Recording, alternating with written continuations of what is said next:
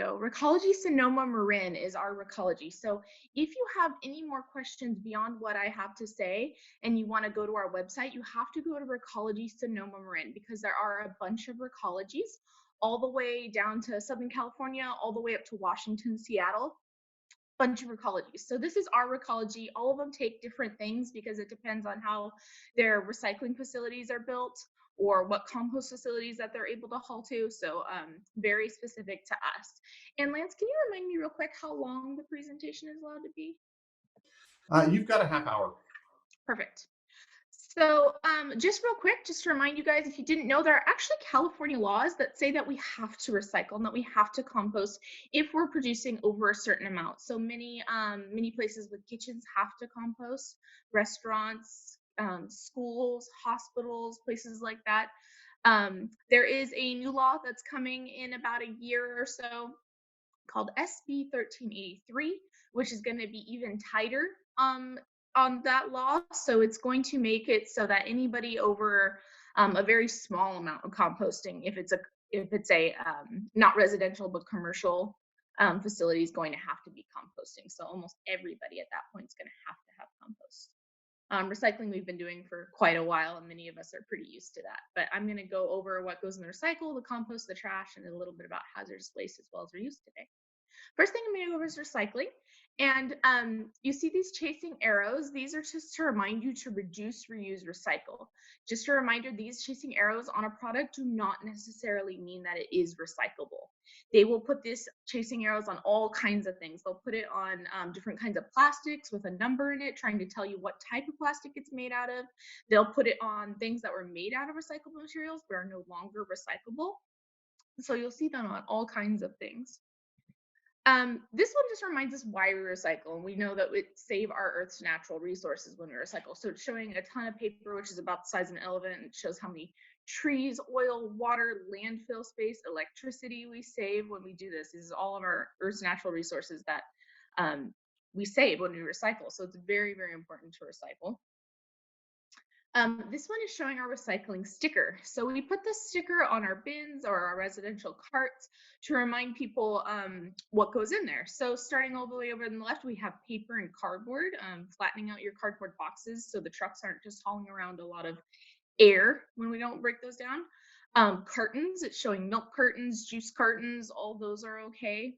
The next thing is glass. We live in wine country, so all of our glass bottles, our beer bottles, our glass jars, like pickle jars, etc.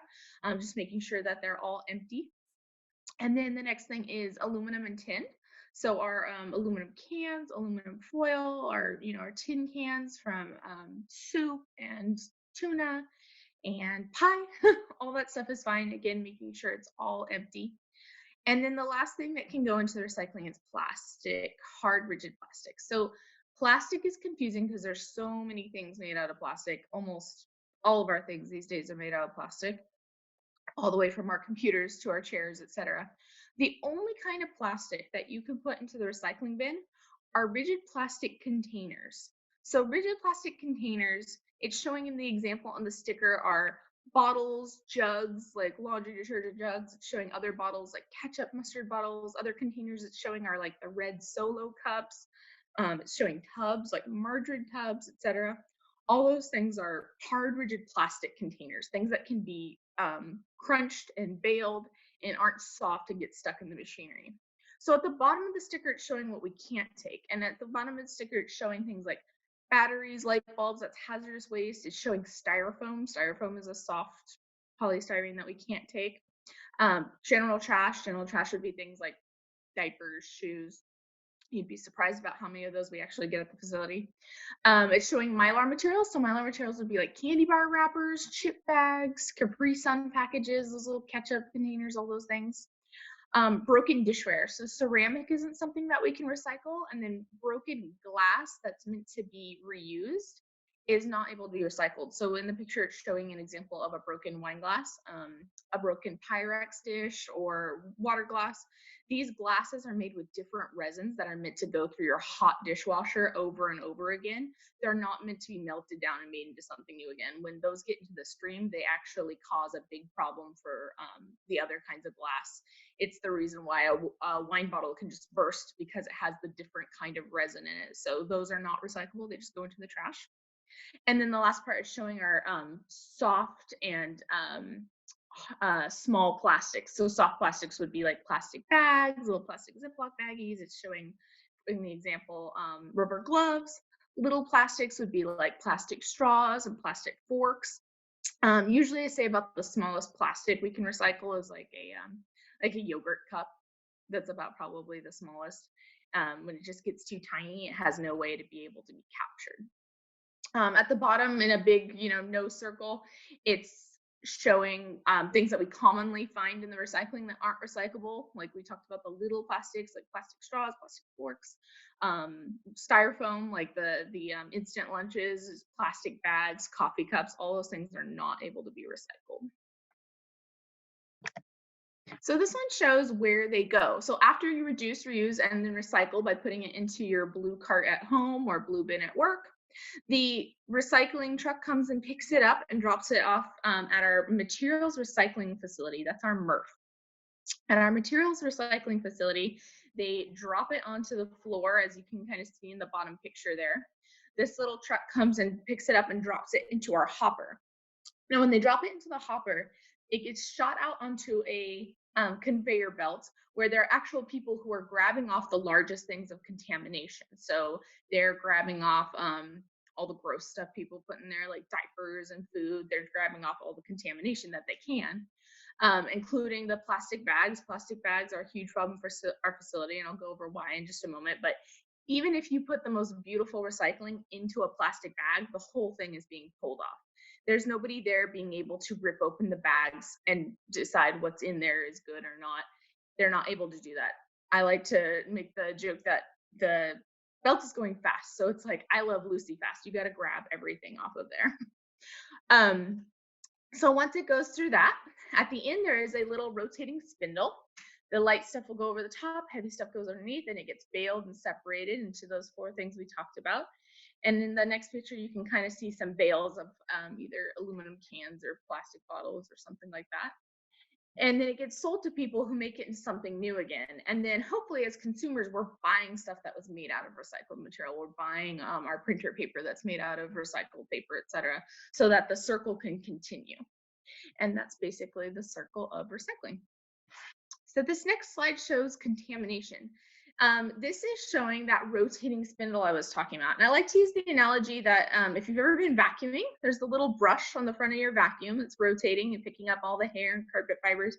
Eventually it gets so much of that you have to turn it over and cut it all out because it won't work. Well, that's the exact problem we have at our facility with the rotating spindle here, is that anything that's a plastic bag, any kind of soft plastic like candy bar wrappers, plastic bags, people try to recycle clothing, which rips up and turns into rags.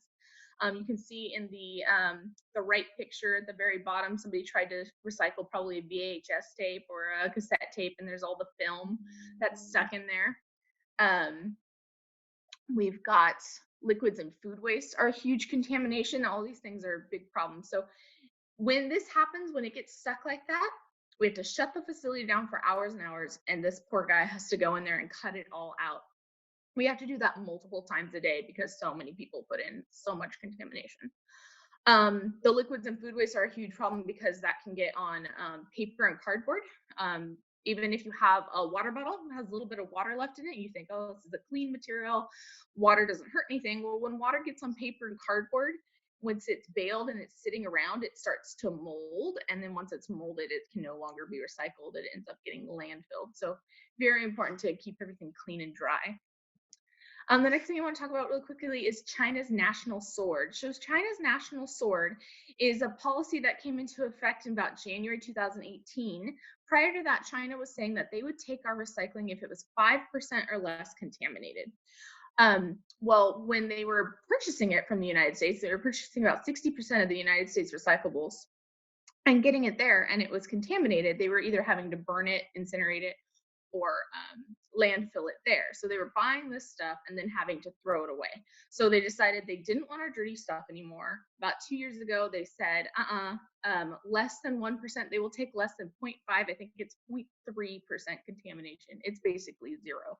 So now so back then it was okay if you got most of the peanut butter out of the jar, you could still recycle the peanut butter. The recycling companies were saying, bring it on.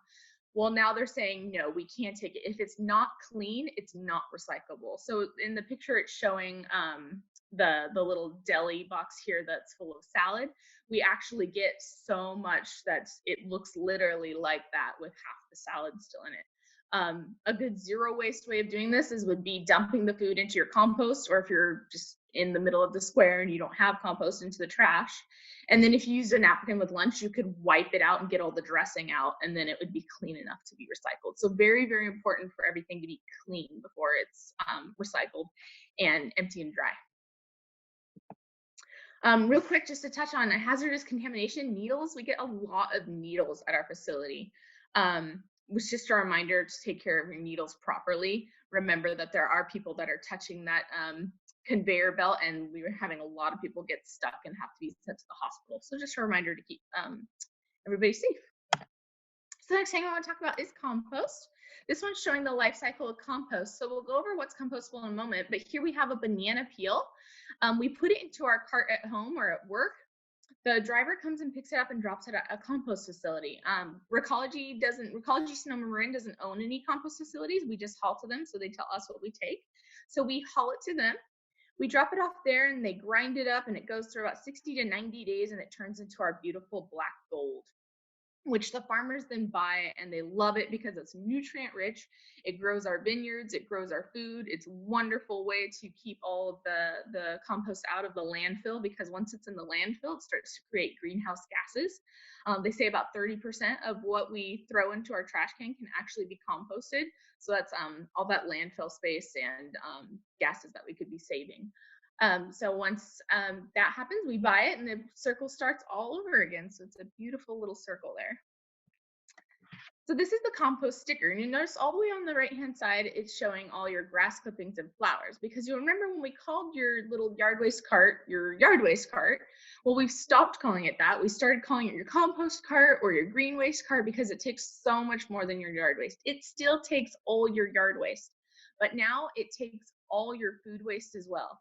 It doesn't matter what it is.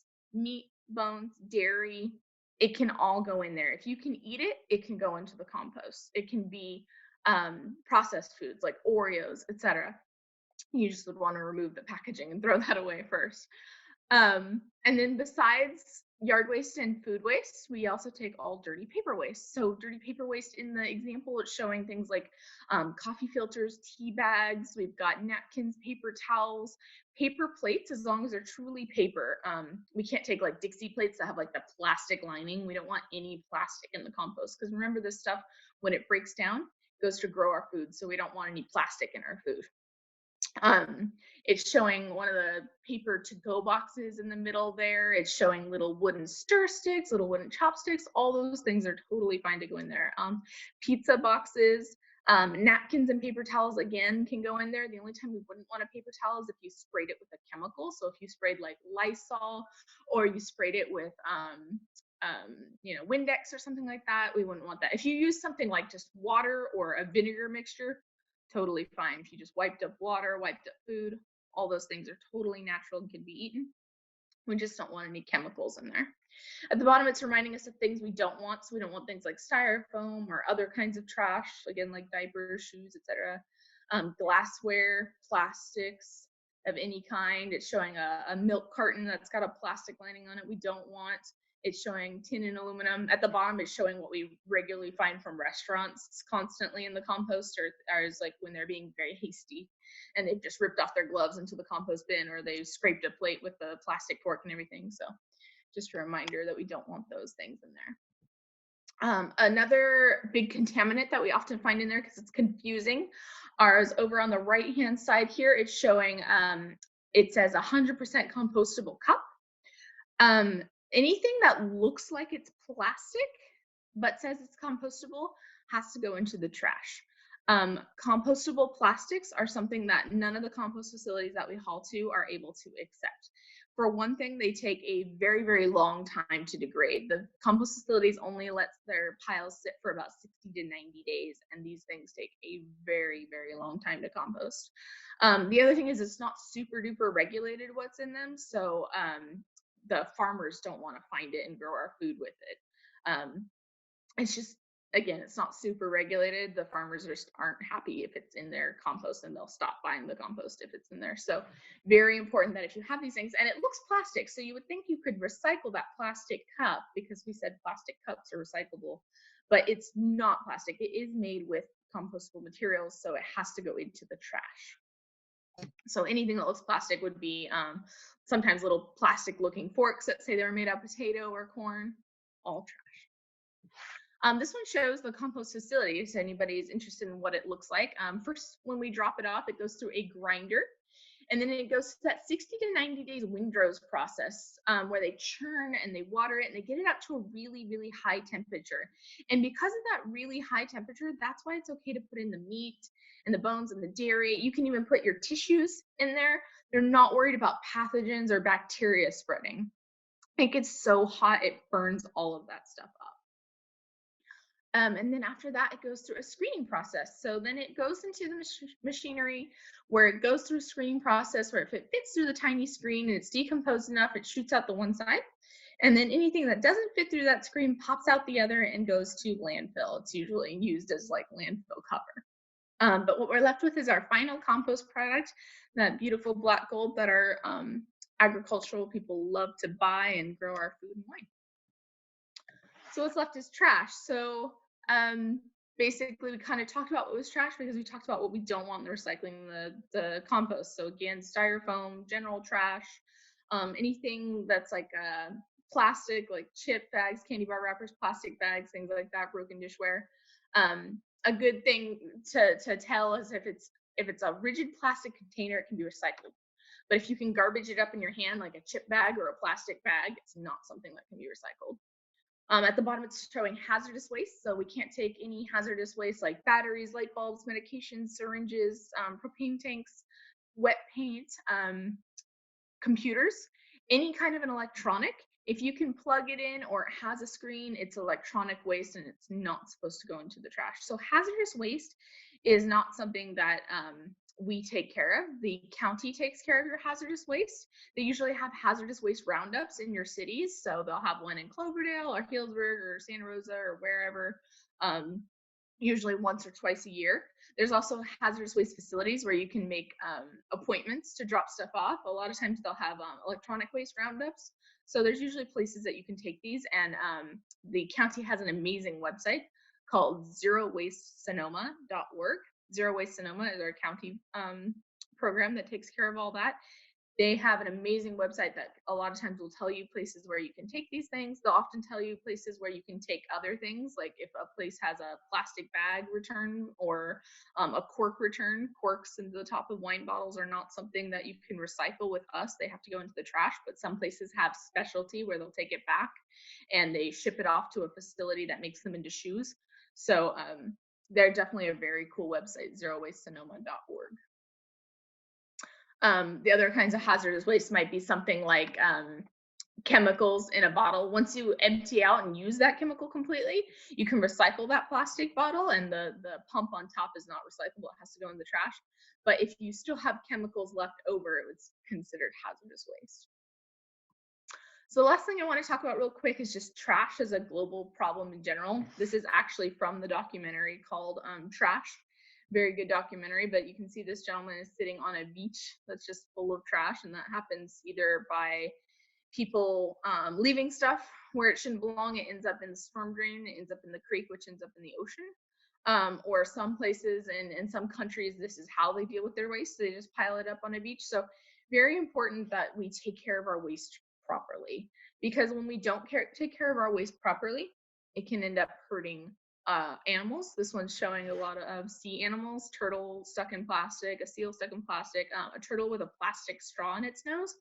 Plastic straws are still very lightweight, so that oftentimes the wind picks them up and they get in storm drains, and that's how they end up in the ocean. So there's actually bans in Sonoma County for plastic straws, that if you're a sit-down restaurant, you're not automatically allowed to give a plastic straw anymore. It's hoping that people will just stop using them because they're so drastically affecting our wildlife. The last one is showing the belly of an albatross that has passed away, and its belly is full of little plastic caps. So we actually ask that if you have any kind of a bottle or anything, that you put the plastic cap back on. And this is for a couple of reasons. It's to make sure that that tiny little plastic cap does not accidentally somehow fall out and end up in the storm drain and end up in the ocean. When we put it onto our bottle, it anchors it onto the bottle. The other reason is that in case somebody left a little bit of water or soda or something like that in there, when they put it into the recycling, it doesn't contaminate everything else. So we ask that you put all those little plastic caps back on. And then besides hurting our animals, we're reminding us that our plastic pollution hurts people.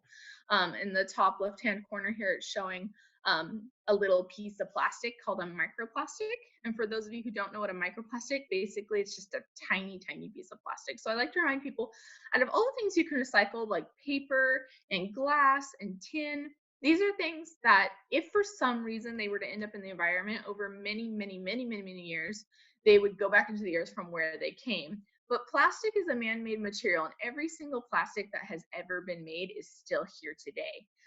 Plastic can only be recycled so many times until it's so degraded you can't recycle it anymore. Whereas glass and tin can be recycled over and over and over. So anytime you buy a tin can or a glass bottle, it's infinitely recycled, where plastic is not. But if plastic gets into the environment wears it down and just scrapes off these tiny, tiny pieces of plastic. And they get so small, they get cellular size, they get down so tiny, there's no way to even filter it out of our water anymore. The scientists are finding it in our rain. They're actually finding it in the snow in Antarctica. So it's just showing that it's very important that if you have it, that it either gets recycled if it can be recycled or put into the trash. And even better is just to not use it if you can help it. And it's showing also in the bottom corner that if fish, if you eat any kind of seafood, the seafood are eating the plastic and we're eating the seafood, then we're eating the plastic. So just a reminder to take care of our waste properly. Even better is just to not create waste at all if we can help it. So out of all that sad gloom and doom on Earth Day, the important thing to remember is what we can do. What we can do is have reusable coffee cups instead of all the disposable ones. That billions of those Starbucks cups get thrown away every single day all over the earth. The landfills are just filling up so quickly. We have to do something to divert out of the landfill as much as possible. Just using your own water bottle, your own coffee cup. A lot of times there's even little incentives. You can get 10 cents off when you go into a coffee shop when you bring your own cup, because then they don't have to buy any more cups. Showing reusable utensils. There's reusable utensil packs. I keep one in my purse and one in my glove box in my car so that I always have them with me. So if I go to the fair or anything like that and I get some fair food, I always have my own utensils, because again, those little plastic forks that everybody uses constantly every day, sometimes 3 times a day at schools and stuff, things like that, they're just filling up the landfills and ending up in the ocean a lot of times too. Just having like reusable boxes for your lunch instead of little Ziploc baggies. Any kind of reusable stuff you can do is the best thing you can do. Remember the hierarchy of reduce is that we don't take it if we don't need it. Reuse, for example, these guys, and then recycling. Recycling is the last part of what you can do. And that's pretty much all I had to say. I don't know if we have any time for questions or anything like that. Yeah, absolutely. So if you want to ask a question, just go ahead and unmute yourself. I have a question. If this is Mark, and my question is, if you have large amounts of yard waste that will not all fit into your green bin, are there other options for that, rather than just trying to put it in the bin week after week until you're finally rid of it? That's a really good question. It's actually something we're having trouble with in my own household. With the time that we've been doing a lot of yard work and we have so much yard waste. I'm not sure. I'm even struggling with that problem myself. I know that you can call the company and ask for extra pickups. I know that costs more. You can also call and ask about, I know that they take yard waste at the Healdsburg transfer station. I'm unsure if they charge people to dump there or anything. So I would just call our 1-800 number. That's 1-800-243-0291 and ask if they have any options for that. But again, I'm running into the same problem. I've just been filling it up week after week. But you might even be able to get an extra cart, depending on, again, I don't know if there's an extra charge for that, but definitely calling and asking never hurts. But it's a good question. Thanks. You can also fill your neighbor's bin. Done that too. I've done that too. I have a question for you. Yes. My daughter is the sustainability chair for her sorority, and she was telling me about an organization called TerraCycle, which deals with apparently hard to recycle items. Do you know much about them? Yes, so I've heard of TerraCycle. I actually I graduated from UC Davis, and at UC Davis they had in a lot of the dining common areas a TerraCycle box that was just for chip bags. So TerraCycle, what they do is you pay for a cardboard box they send to you. You fill that cardboard box up with the specific item that you purchased it for, and then you ship it back to them, and they sell it to a company that makes it into something new. So for example, the chip bags. It's a very, very specific item. You would fill it with only chip bags, and they sell it. Usually chip bags go to companies where they make chip bags into like purses or wallets or something like that. Same thing with candy bar wrappers. I've seen do TerraCycle with different specialty items such as that. I heard through the grapevine somewhere that not all the stuff that you ship back to TerraCycle gets recycled. I don't know if that's true. I don't really know a lot about it, but TerraCycle is a website that you can go to, and you can get boxes for different specialty items. For example, batteries, etc. I have heard of them before. I have a cardboard question. So if China has gone down to, the level of contamination can be in it, is there getting to be a difficulty with getting rid of cardboard? Is it just piling up all over the place? So far as I know, I've been talking to the commodities people, and they've been saying that they're still finding markets. I think they're finding markets in like Southeast Asia and Indonesia and places like that. But I heard that the market is not as good as it used to be. Like I think we used to, for huge suppliers of cardboard, like a winery or something like that, we used to pay them a little bit for it. And I don't even think we do that anymore, because I think we're getting practically nothing for cardboard. I think right now the market is pretty low, that we're not making much of a profit off of recycling anymore, which is terrible. But we're still finding those markets, I believe. I mean, I was told that we're still finding the markets.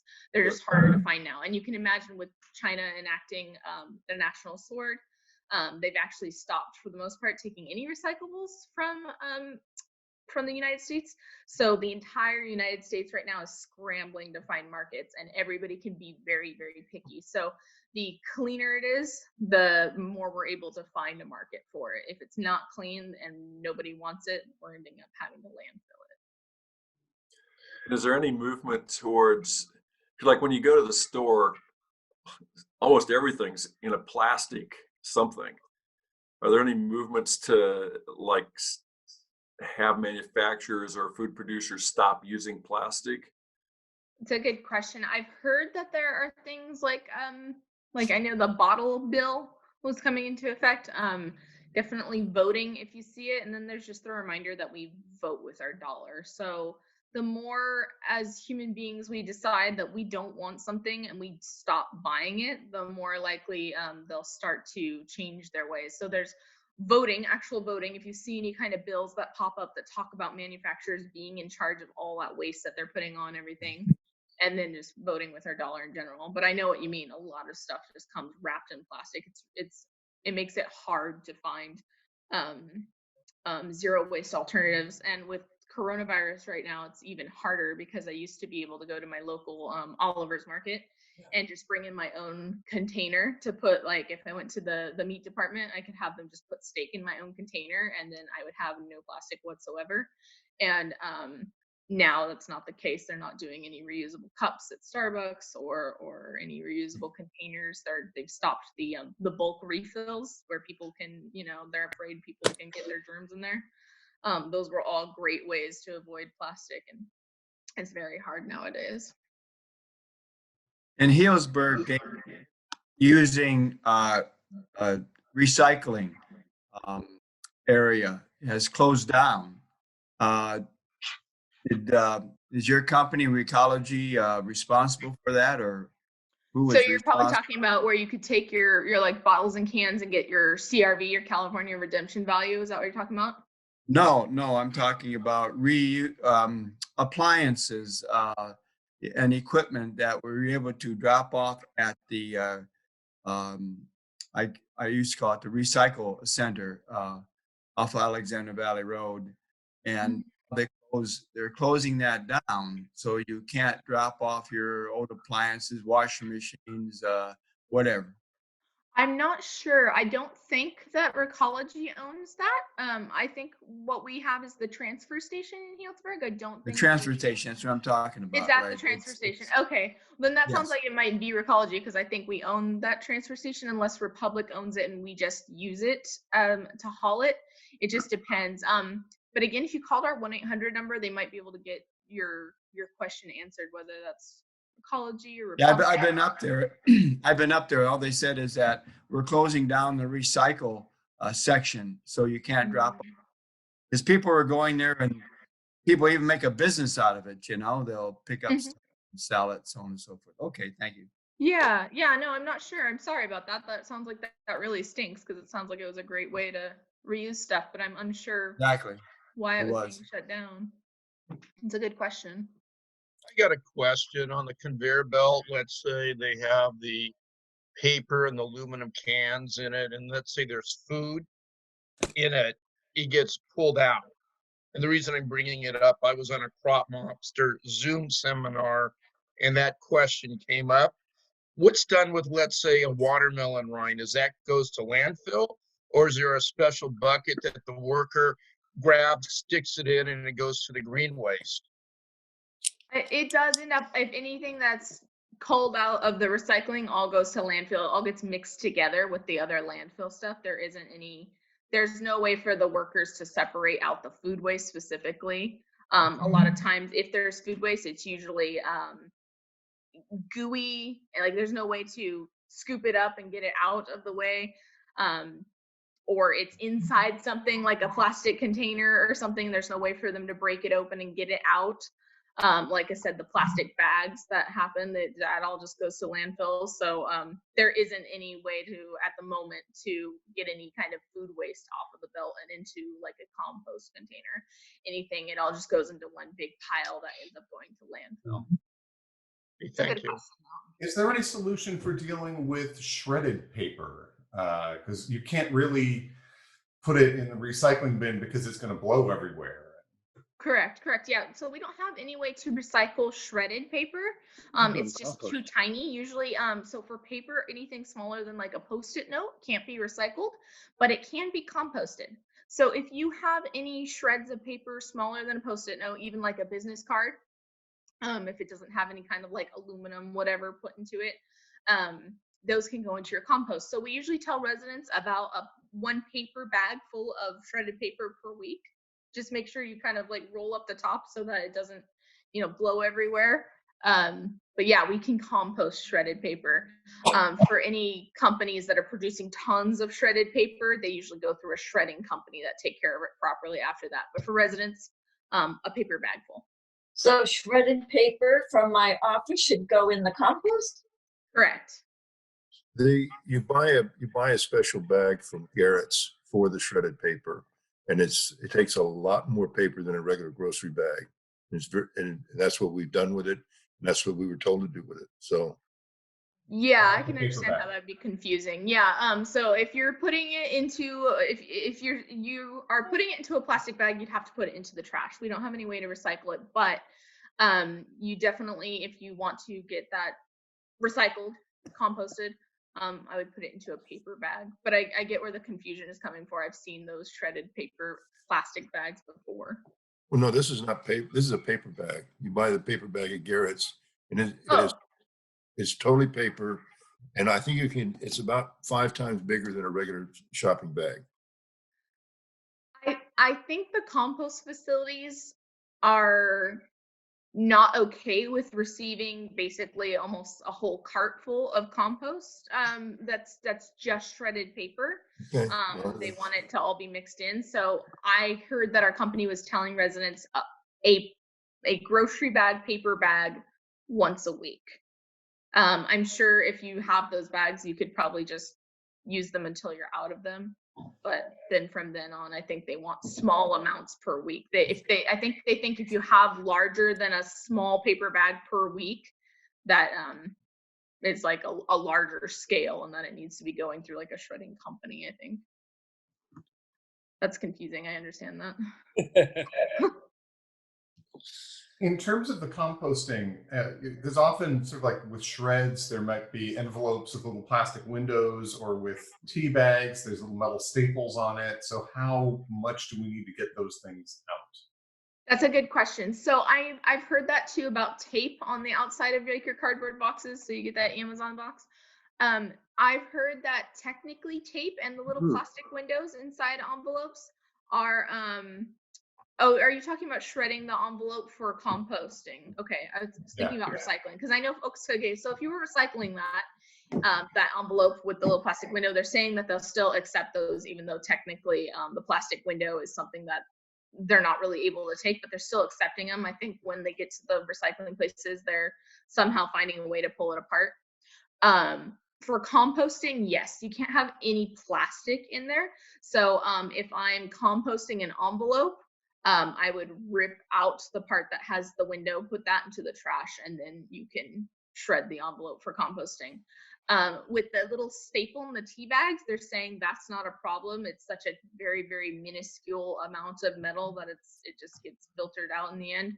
But they don't want like a tin can in there.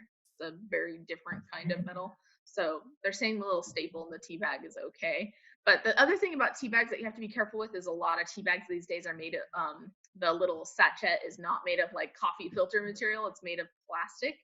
So with those, I've in the past had to cut them open and dump out the tea leaves and then put the plastic sachet into the trash. So good questions. I've got a question. This is Colleen. Is it working more to incentivize companies to recycle, or is it by penalty that they're more inclined to do it? Incentivize versus penalty. I think most of the ways that we incentivize is that your recycle, in most places, your recycle and your compost are free with your trash. So your trash just starts to get higher and higher in the cost of your trash, making people want to reduce the amount of waste they're doing in general and just recycle and compost as much as possible and create as little amount as trash as possible. And I think that's how we've been trying to incentivize people. In larger scale, in commercial facilities where we're taking 4, 5, 6 yards, 8 yards a week from recycle from places, if they are contaminating it, if they're just throwing in plastic bags with food waste and mixed garbage and stuff, we've started giving them a contamination tag that gets stuck onto their bin to let them know what was wrong. For example, I've had this company recently where they keep putting a toilet into their compost bin. So we tag the bin saying, hey, there's a toilet in your compost bin. And for every time that keeps happening, they get a contamination charge. So they get a penalty for putting the wrong thing in there. Again, though, the way we're trying to incentivize is buy your trash costs a lot of money, get your little Fisher Price sized trash can, and try and recycle and compost as much as possible. Thank you. Yeah.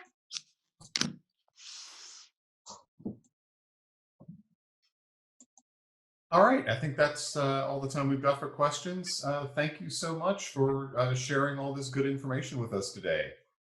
Yeah, thank you guys for having me. I really appreciate it. Yes, thank you. Happy Earth Day. All right. Bye bye. Thank you. Well, Bye. thank you. Thanks. Thank you. Let's see. Do we have any community reports? Mark, do you have anything you want to share about teacher appreciation? That's going to be in 2 weeks? Yeah. Everything, as I said last week, everything is on track. Jay, I will be sending you all of the teacher photos in a little bit, so you can include that into the program. Is Terry Tremblay still here with us? Terry? Yes. He's muted. Okay. He is here, Terry? Have Oh, to there you mute are. I yourself. see you. I think that Lance, I think for the $500 checks that go to the awardees, do those need to be approved first by the board? They're in the budget already, so they've Okay. already been approved. And what about the gift certificates that we were going to give for a local restaurant? Does that need to be board approved? Yeah, since it wasn't in the budget, but we'll have that meeting next week, so Okay. I think that's fine. So we'll just need to make sure that gets board approved, and then Terry can write a check for the local business, for the local restaurants, and then what we'll do is after the award ceremony, we will mail out the plaques and the checks and the proclamations to the recipients. So we're on schedule for May 6th at 7 a.m. I'm excited to see how that works out. To get new horizons in virtual meetings. Yeah.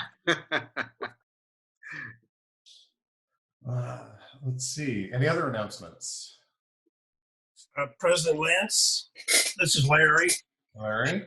I'd like to announce that the Club Scholarship Committee has completed its 2020 Club Scholarship awardee recipients. And so I'd like to particularly thank Brad Benson, Diane Butcher, Chris Cameron, Duffy Connolly, Liana Dole, Archie Julian, President-elect Nancy Palumbo, and Dan Petrick for spending a lot of time. Actually, it takes a surprising amount of time to review 16 student applications for our scholarships. It also takes a lot of time to try to sort through which ones we select to receive a scholarship award when all of the applications are so deserving. So we have completed that task for this year. I've sent the names and the amounts to Shelley Anderson at the high school.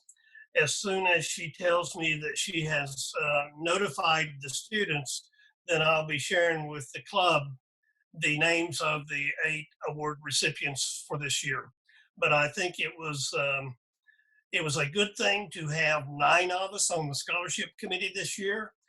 And next year, I'm going to try to get even more, because if you haven't been through this project to review student scholarship applications, it's a difficult and amazing project to go through. And I think it would really reinforce our club membership interest in awarding scholarships. So we have completed that task for this year, and I appreciate all of the committee members, excuse me, for the time and effort that they put into this project. Thank you. Thank you, Larry. I really appreciate your doing that. And I think we're going to try to, in fact, have the meeting where the students come and talk about what they're doing as a virtual meeting. So we're starting to look at the logistics for that, since that's coming up next month. That should be fun. Well, as some of you may know, this year we are not the high school is not having an awards night because of the COVID-19 and all that. So I can work with Shelley Anderson about how it is that we do a Zoom session, maybe with in our case, 8 recipients. So we should be able to coordinate and do something so that the membership can see and get any appreciation for who the recipients are. I think that'll be great. Yeah, Andy was saying that they will be announced before the meeting that we had scheduled for that, so that we won't be stepping on anyone's toes. Right. Any other announcements?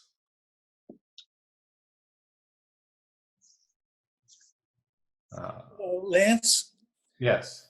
I'd like to just say one thing. The plastic that's being produced is never going to leave the planet.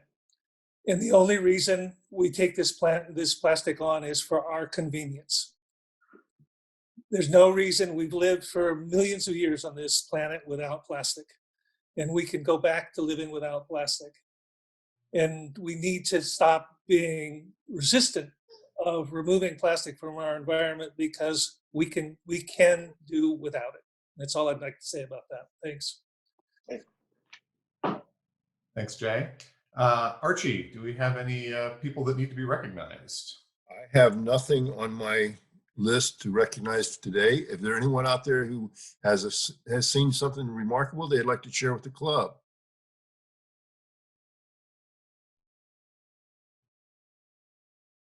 Well, thank you. Oh, yeah, you got the baby. You got pictures of the baby. Dan's baby. First grandchild is right there. Good thing. So son, you got, excuse me, to hold Annabelle for the first time yesterday. Oh, wonderful. And she's 3.5 weeks old, so I'll give $35 to the club. Cool. Thank you, Dan. Wonderful. I'll mail Carrie a check. Oh, and speaking of that, we now have a way of donating to the club through PayPal on the club website. So if you make a pledge and you don't want to deal with sending an envelope, you can hop right on there. There's room to put in a note with that, so you can pay your dues through PayPal on the website, or any of these fines or recognitions or any of that. I used it just a couple of days ago to pay my invoice, and super easy and convenient. Hey, Lance, Yes. can you just, in the email of the notes, when Larry sends them out, can you just put what the address is or what our name is under PayPal, so someone doesn't have to take that extra step to go to the site? They can just know what our name is and then go directly to PayPal to do it. Okay, I have to look. I mean, yeah, I just went to Rotary Club of Healdsburg and clicked the button. Okay. And boom, it popped up. It was so. Okay, I'll try it out on my PayPal and see if it shows up easily. And if it does, I'll let you know what what it's under. Probably Terry, I think you set it up. Is it the treasurer, club treasurer Gmail account? No, You're muted. You're muted, Terry. Oops. Still can't hear you. You're muted. There, you're no longer muted. Can you hear me now? Yes. Yes. Yeah, our PayPal account is set up under the treasurer Gmail account, but it's real easy to go to Club Runner and just click on the tab and pay right there. Yeah, it's literally on the front page of our website. You don't need to drill down or find it anywhere. I have a recognition. I'll contribute $5 to the club for the privilege of recognizing Will Seppi, who was featured in an article in the Press Democrat yesterday about a partnership that he calls Cousteau Crafts Need Program, need spelled K-N-E-A-D.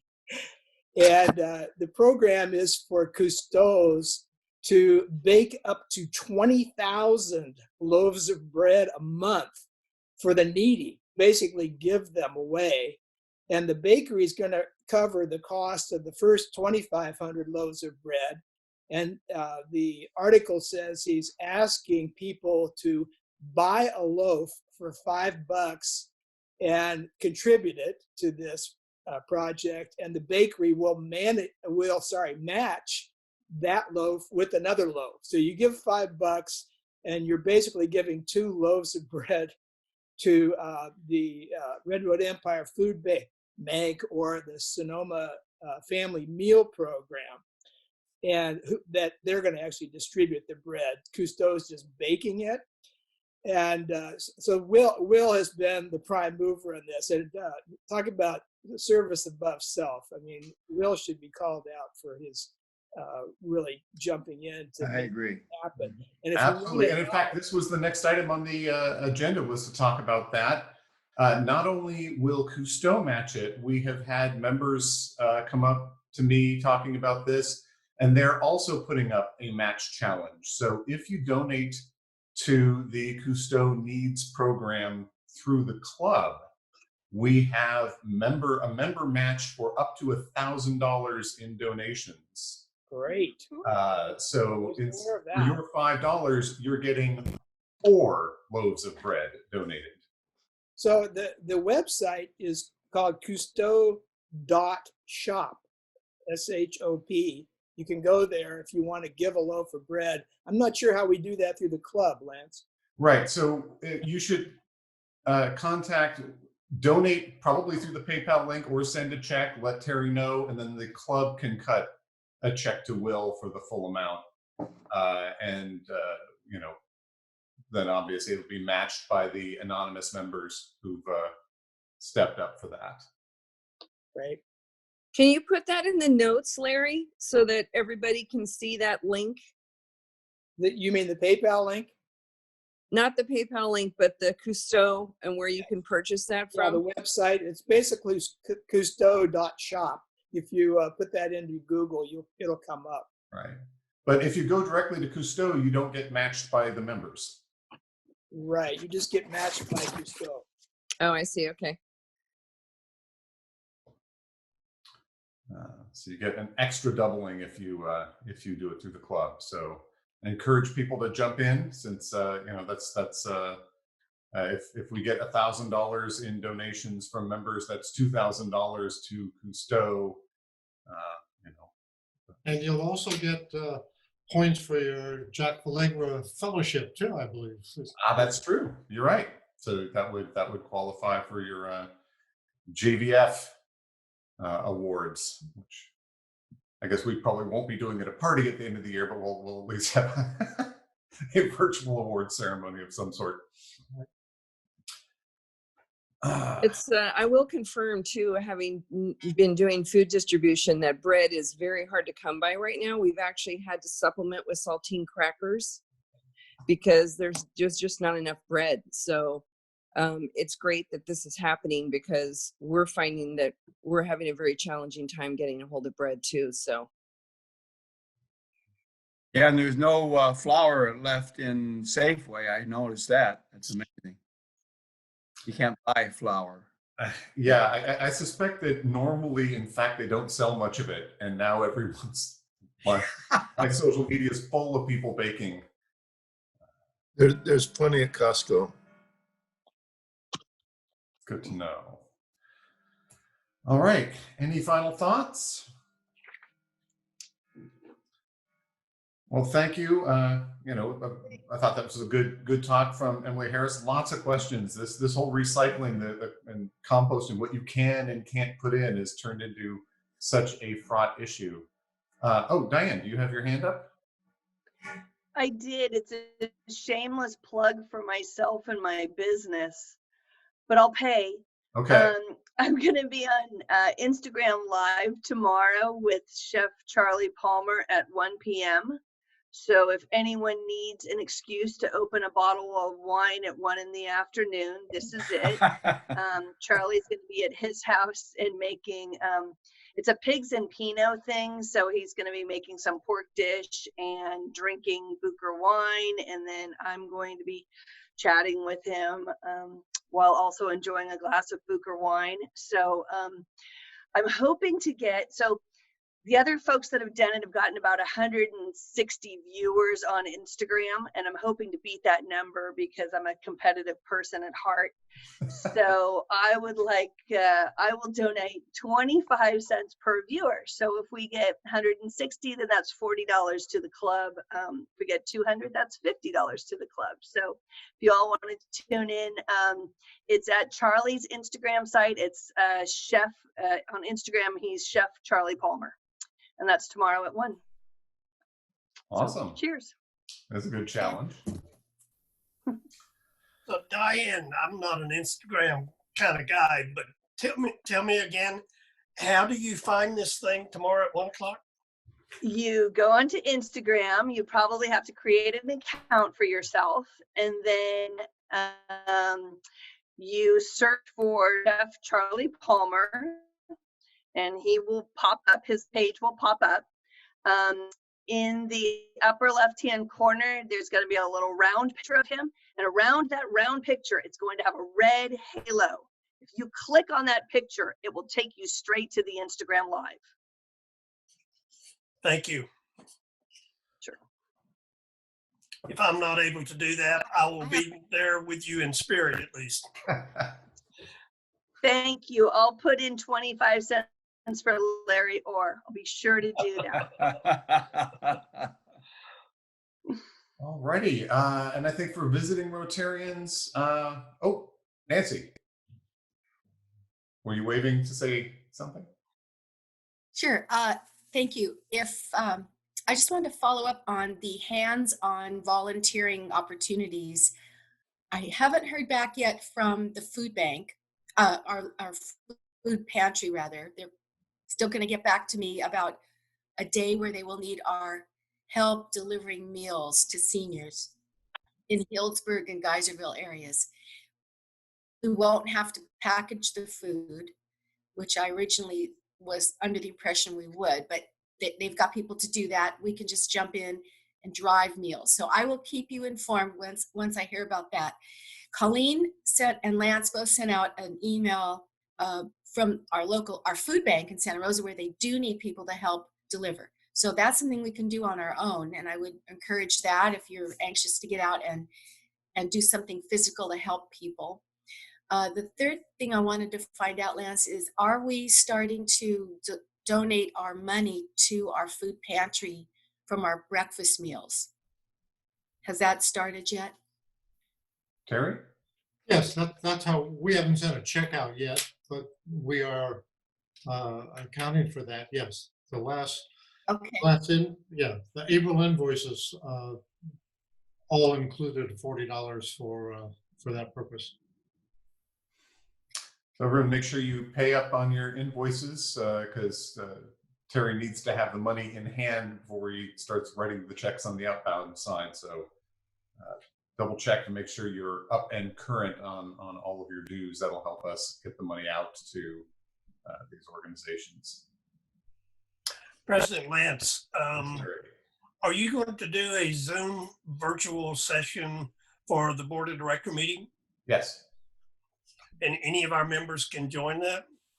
Yep, that was actually one of my next items on the agenda was, yes, the next meeting is the April 29th board meeting. It's at the same time as this meeting and it's at the same link.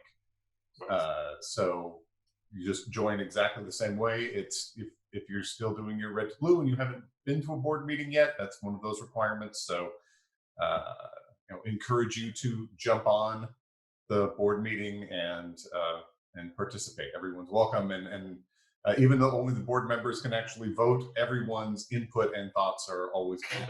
It's great to have more people at the meetings and contributing. And then, so obviously not a regular meeting next week, that's the board meeting. And then May 6th, which will be the next regular meeting, is the virtual teacher appreciation meeting. And so we'll have the teachers, the principals, the dignitaries. Really want to try to get everyone to come in for that. I always find that a very, very rewarding event, and I think we'll get most of the same experience doing it by Zoom, even if it's not you can't personally shake their hands anymore. All right. And let's see, your parting thought for the day. You cannot get through a single day without having an impact on the world around you. What you do makes a difference, and you have to decide what kind of a difference you want to make. Jane Goodall. Go forth and Rotary the heck out of your week from the privacy of your house. Thank you, thank you, thank you. Thank you. Thanks, Lance.